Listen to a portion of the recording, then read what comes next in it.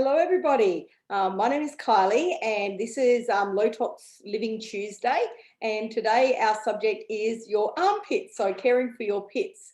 Okay, so deodorant was one of the first things I swapped out when I started going on a low tox journey. And I suggest toothpaste and deodorant are the two things that you should look at too. So if you've got your oils kit and you don't know what to order next, obviously we've got 600 plus products, but deodorants are one of those things that are so important because whatever we're putting on our skin ends up in our bloodstream.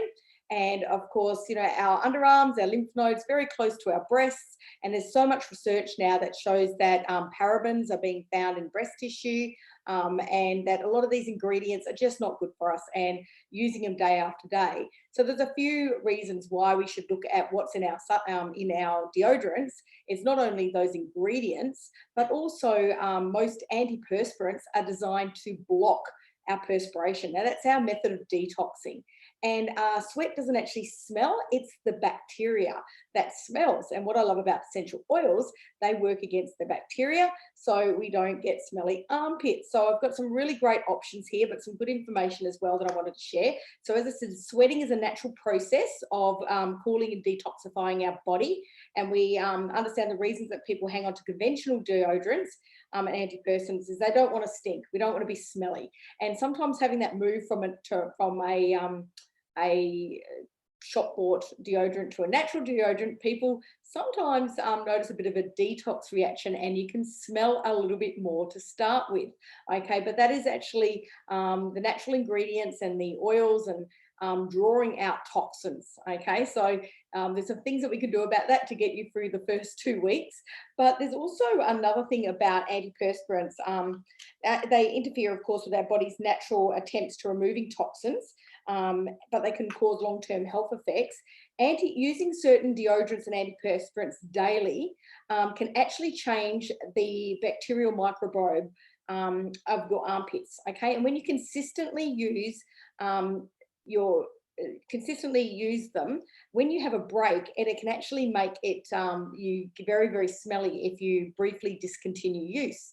Okay, so that's why, you know, a lot of people, they don't want to give up what they've been using because we don't want to smell. So if you are converting you've been using your favorite one from the supermarket for a long period of time, you may want to do an armpit detox. Okay, so you can make up a mask with bentonite clay, apple cider vinegar and water. Now this is in our group, in our members forum. Mix it together and make a little bit of a mask and put it on your armpits when you get home, and it will help draw out all those toxins so you can move on quicker into using something natural that's going to be very effective without any of the nasties. Okay, so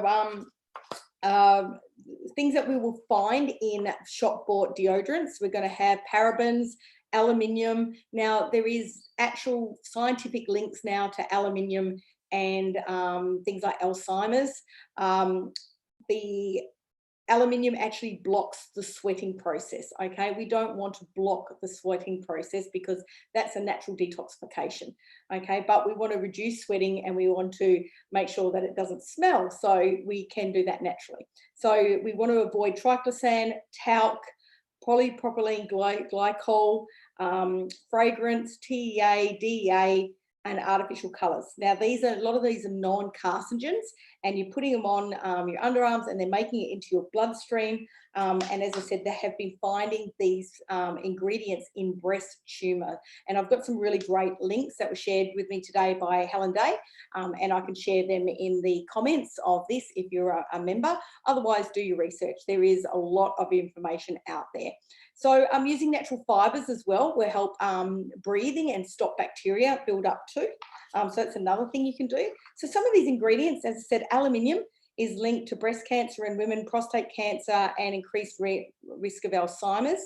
Parabens disrupt our delicate hormonal balance, which can lead to things like early puberty in children. Now, the average age of puberty in girls now is between 8 and 9. Okay, it's just not acceptable. And what we're finding, they're born with over 232 chemicals in the umbilical cord at the time of birth, but then in our household cleaning products and personal care products, that toxic overload is building up. Many more hormone disruptors causing puberty now to reduce, and a lot of other, you know, hormone issues in older women as well. So linked to birth defects and organ toxicity. This is parabens. Propylate glycol can cause damage to the central nervous system, liver, and heart. Phthalates, so fragrances, are linked to a higher risk of birth defects, may disrupt hormone receptors, increase the likelihood of cell mutation. Okay, we don't want that.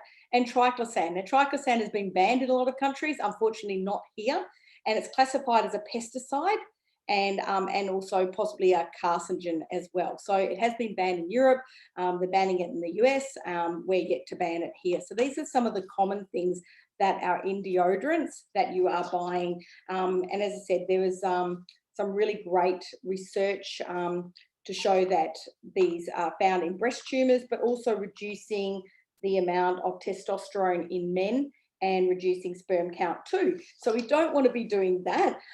There's been a lot of documented reports of deaths due to antiperspirants, the popular brands that guys love because on the adverts, it attracts the girls, okay? So that brand that we all know that the guys love to get because, they have those wonderful different scents that they're used to, and all the ads, the dorky looking guy gets all those girls following him down the street. So you know which one I'm talking about. Now, the problem is that there is clear warnings on the can. If anyone of you have that brand in your house, go get it and go read it, because only less than 1% of people actually read the warnings on the can. Okay, it says do not use in an enclosed space, do not inhale, all these sort of things. Now, toilets and bathrooms are enclosed spaces, okay? Not inhaling it, you're spraying up towards your head, okay? So you are breathing that in. It does say not to breathe it in as well. So there's a lot of reports, and unfortunately in these deaths there's been no repercussions with those companies because the warning labels weren't adhered to. Nobody read the warning labels. So dermatitis, skin irritations, there's a lot of these things that these ingredients are actually linked to. And I won't go into all of those, but there's some really good studies there that you can look up, and I'll put the links in there as well. So let's say we don't want any of that. We don't want the aluminiums, we don't want the parabens, we don't want all of those hormone disrupting chemicals that are going to cause other issues. So what do we have? What does Young Living have? So Young Living has these amazing stick deodorants, okay? And these last, if any of you haven't used one, they last a long time. We order one a month for a family of 4. So that means that one of these sticks is lasting about 4 months, okay, and used every single day. We all use them. And there's different ones. We've got Citra Fresh, Citra Mint, and a Citra Guard, Citra Fresh, sorry, and we've got Bella. I love Bella. Bella is one of our amazing blends that we know boosts our confidence, and it smells divine, okay, blue tansy in it and that sort of thing. So Bella deodorant is my fave at the moment. Our Cinna Fresh has clove oil and cinnamon. So that's, think about the oils that are in Thieves, okay? So that's a really good one. That's a heavy hitting deodorant there. And then we've got our Citra Guard, and this one has, Citra Guard is got lemongrass, thyme, and lemon in there as well. So lemongrass is a really good one. So you might want to search lemongrass and lymphatic system. And of course, we want to keep our lymphatics healthy. But it's clinically shown to inhibit the growth of odor-causing bacteria to help maintain balance in the skin's microbiome. It is also pH balance and aluminium-free. Okay, so you want something that is similar pH to our own skin, and that way you're not going to cause any irritations as well. It's formulated without parabens, without phthalates, without talc, without alcohol, without mineral oil, because that blocks our skin's ability to breathe. No synthetic perfumes, of course, or dyes, artificial colors, fragrances, or preservatives. Okay, it's non-irritating, contains skin soothing and skin conditioning ingredients, formulated without gluten-containing ingredients, and fights odor without disturbing normal perspiration, okay, which is really important. That's our detoxing system. So it won't stain clothing, and it's clinically tested and allergy-free, okay. So these are $20.90, and as I said, average one every 4 months in our family. That's a really good investment. So if you haven't used a stick deodorant before, that's my daughter's, they last, okay? They really, really last. You put them in your school bags. My girls often used to have 4 or 5 in their school bags when we went looking for them. If you're having one of those days where you're out and about and you need a little bit more protection, try the Thieves Toothpaste. A lot of our members love the Thieves Toothpaste for their deodorant. It's a good one to use, so you might want to give that one a go. Okay, and the other one that you might like to do, if you're a bit frugal and you like making products yourself, I suggest you look at making your own. Okay, so this is one that I made actually last week, and I thought I'll give it a go. I'm not really one to make a lot of products from scratch, and I made this one, and this is one out of our team recipe books, which I've got here somewhere. This one here, okay, and it is really simple and easy to use. Now I use lavender wellness oil in it and geranium, so it smells beautiful. We know geranium's so good for skin, beautifully soothing for skin, and our lavender traditionally used in aromatherapy as a mild antiseptic. So really it's a great choice, but you can put whatever you like in there as well. But this one has got coconut oil, shea butter, some beeswax pellets, arrowroot powder, bicarb soda, and you can leave out the bicarb, but some people don't like bicarb,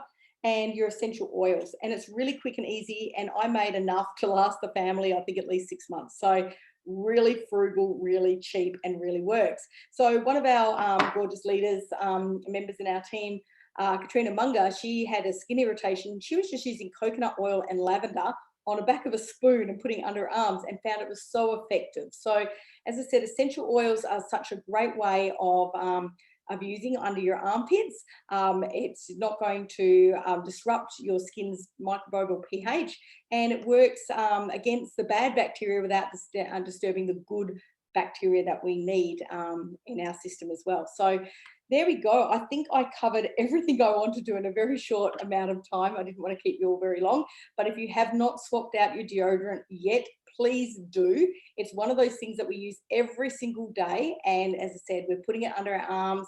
We're buying it for our family members. If you haven't swapped it out, please do. My whole family uses it. I've never had a complaint yet. And get rid of those ones, the spray ones with the expensive advertising campaigns, because they are not good. If you've got it in the house, please go read that label right now. Download the Ingrid app, INGRED, and research those ingredients, and they will tell you exactly what they're linked to, because you know, the more things that we can swap out to improve our health over time, the better. Okay, thanks everyone. Bye.